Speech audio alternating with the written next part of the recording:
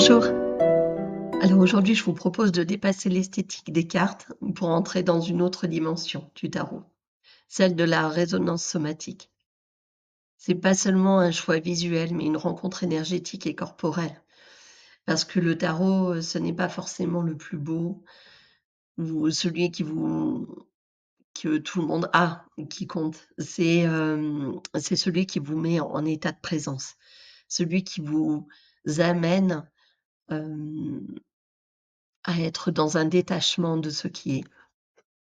Et donc du coup, c'est il vibre, il est dans la même, relation, énergétique que vous. Je vous laisse découvrir la vidéo réalisée avec Conscience TV et je vous retrouve, juste après pour conclure. À plus tard, bye.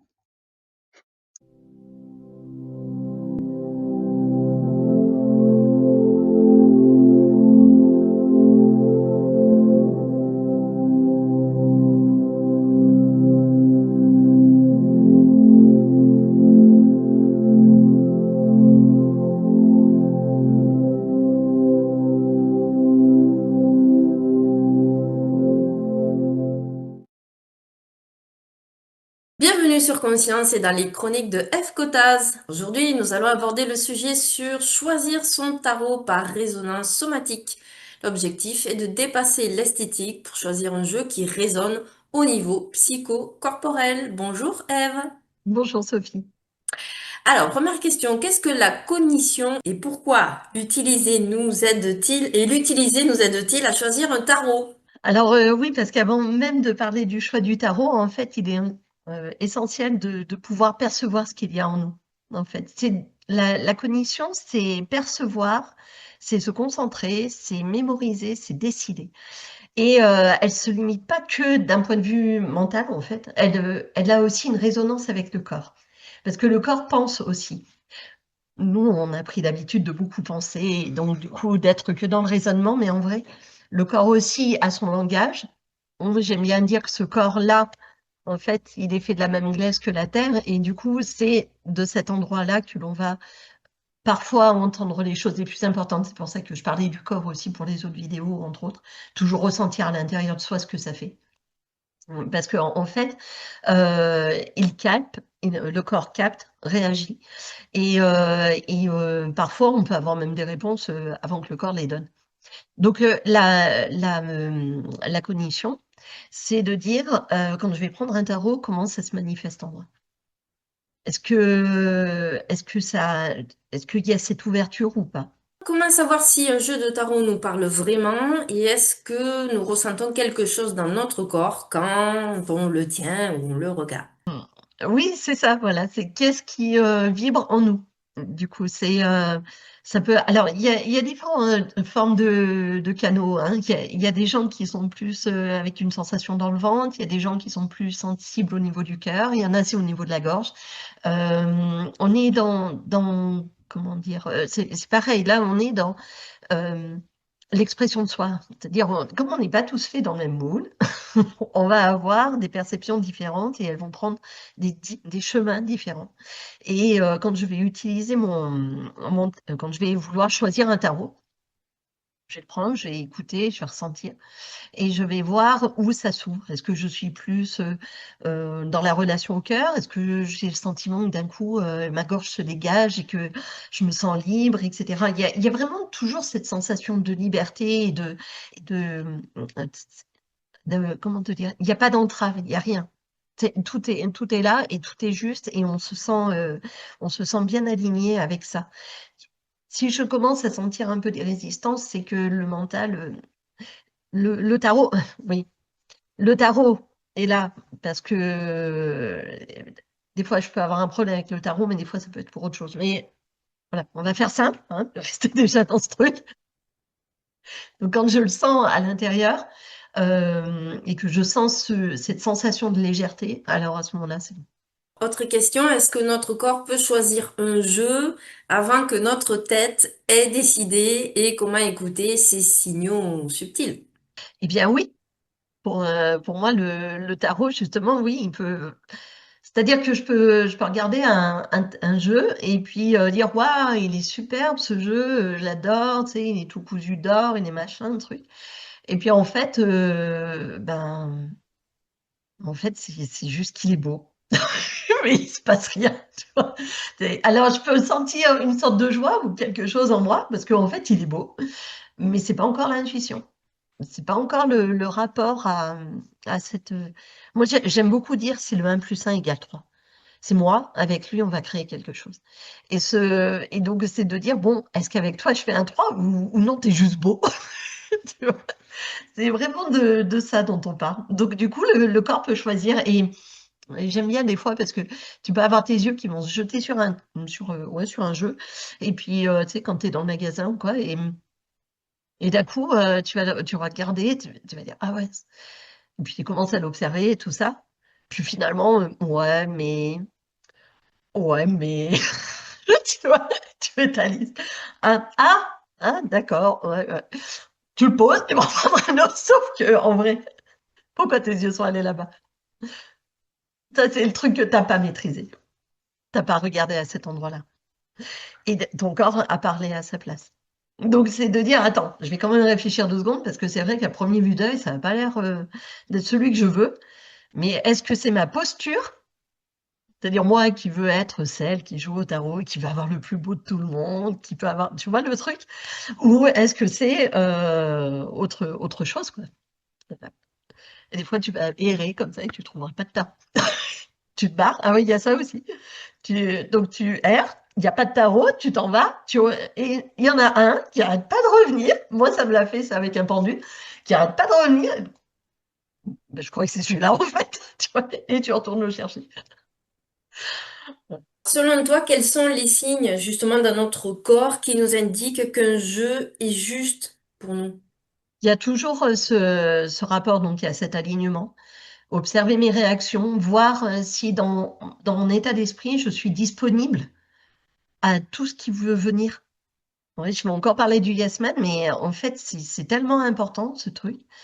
Euh, c'est de dire, là, je vais prendre un tarot, écouter si c'est juste pour moi, écouter s'il y a des blocages en moi, parce que je sais pas, d'expérience, j'ai une cliente, c'était plus avec le pendule, mais la démarche, c'était de dire, je suis bloquée. En fait, elle avait peur, et du coup, de cette peur, elle voulait absolument le faire, mais elle était dans une résistance intérieure. Et donc le tarot, ça va faire pareil des fois parce que ça appelle en nous toute notre intuition, toute notre connexion à l'âme, notre espace canal, tout ça. Et des fois, ben, on a peur de ça. On a peur de l'énergie, on a peur de rentrer en communication avec je sais pas quoi, on a peur de tous ces trucs, on a peur de s'observer dans ça aussi. Et se dire, mais moi, non, je suis pas capable de ce truc. Et du coup, quand je vais aller chercher mon tarot, bah, j'y vais, mais je me force un peu. En fait, je suis dans un conflit intérieur et donc le corps, il est moins stable, quoi. Il est moins aligné, il est moins joyeux. Sinon, l'état en soi de joie et d'alignement, c'est quelque chose qui se découvre dans ce qu'on est, hein. Si, donc moi, je vais te reparler de développement personnel, bien évidemment, mais si je suis bien alignée avec qui je suis, avec ce qui compte pour moi, avec mes valeurs, avec tout, à ce moment-là, quand je vais aller choisir mon tarot, en fait, je serai dans cette joie et il n'y aura il n'y aura pas de doute, quoi. Il n'y aura pas de oui mais, il n'y aura rien. Et je sentirai cette joie. Voilà. C'est un peu notre but, c'est l'impression, c'est savoir qui je suis et comment chez moi se lâcher prise, cette authenticité, je l'appelle joie parce que je ne vois pas comment on peut l'appeler d'autre, peut se manifester dans mon quotidien. Est-ce qu'on a besoin d'un rituel justement pour accueillir un nouveau jeu? Comment le créer et l'intégrer à notre pratique? Eh bien, en fait, le truc du rituel, allumer de l'encens, purifier l'espace, comme on a pu le dire dans une autre vidéo, peut rentrer dans un cadre de rituel. Ce qui est génial avec le rituel, c'est que ça nous amène dans un espace d'alignement, c'est-à-dire que euh, je me mets dans un certain état d'esprit, je me sers de mon corps pour ça, puisque le corps, comme je disais, est vraiment en relation avec la terre et donc pour expérimenter son incarnation, il faut être dans le corps, sinon c'est compliqué. Si on n'est que dans l'esprit, ça va pas. Et donc ça me permet d'allier le corps et l'esprit pour être dans cette dimension-là et de poser une intention. Donc, créer un rituel, ben, ça va être en effet brûler de l'encens, ça peut être allumer une bougie, ça peut être chanter, ça peut être une danse, ça peut. En fait, qu'est-ce qui m'amène cette joie, comme on l'a déjà partagé dans une autre vidéo, qu'est-ce qui m'amène cette joie pour accueillir ce nouveau tirage et sinon, il y a aussi une petite chose qui est sympa, c'est de rentrer en corrélation, bah, du coup, d'être dans ce 3 avec le tarot. C'est-à-dire qu'une fois que j'ai récupéré le tarot, que j'ai pris le temps de l'écouter, tout ça, pour les personnes qui en auraient 3, 4 jeux, prenez le temps, écoutez, il y en a un qui sera beaucoup plus intense, qui aura beaucoup plus de sens que les autres. Et ensuite, bah, de prendre le temps. Alors moi, j'aime employer le terme, comment, zut, tu sais, ah zut, ah, je suis sur le bout de la langue. Tu sais, c'est comme le Petit Prince avec le renard. On sait, ah, ça vient, ça sera coupé au montage. Le terme, c'est apprivoiser. Merci. Donc d'être apprivoisé, ça s'apprivoise. Donc je vais prendre le temps de voir une carte, je vais pas aller lire les textes, je vais rien, juste je me mets en relation avec et j'écoute ce que ça fait dans mon corps et j'écoute les messages. J'ai plein de trucs à faire. Donc j'ai avec mon tarot de 70 cartes, des fois, tu vois, j'ai du boulot d'aller rencontrer chacune, d'aller voir ce qu'il y a, bien sûr prendre des notes peut-être pour voir aussi, pour que ça arrive concrètement, c'est écrit, donc pour les gens qui sont plus visuels que auditifs, etc. Mais c'est voilà, d'être dans cet état-là de présence et puis de lui souhaiter la bienvenue parce que c'est un ami qui arrive. Voilà. Eh bien, merci Eve. On se retrouve la semaine prochaine sur Conscience et nous parlerons de destin et libre arbitre, co-créer votre trajectoire. Merci, à bientôt. Absolument. Bye Sophie.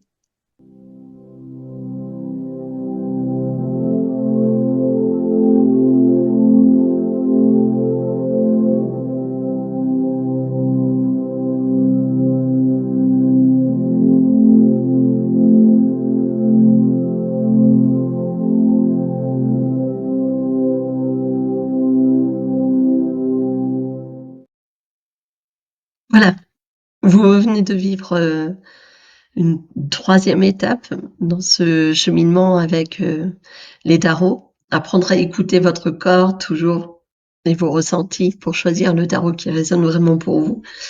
Vraiment, il devient un compagnon de route important. Et du coup, c'est pas juste un objet esthétique, c'est